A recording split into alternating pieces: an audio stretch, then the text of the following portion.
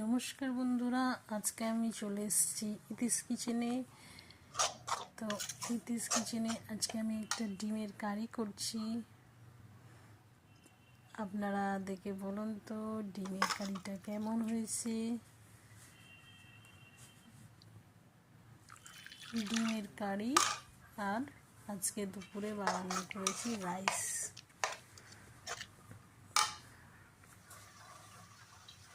তো ডিমের কারিটা কেমন হয়েছে দেখে সবাই কমেন্ট করুন। একটা ছোট্ট শর্ট ভিডিও বানিয়েছি আপনাদের জন্য, আশা করছি ভালো লেগেছে।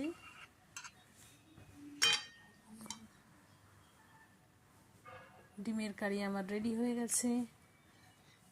লং ভিডিও আমি পরে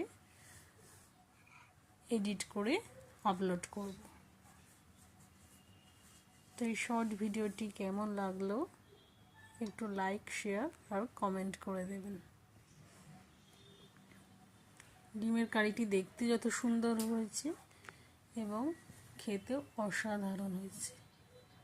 ডিম আমাদের বাঙালিদের বরাবরই খুব পছন্দের একটা রেসিপি।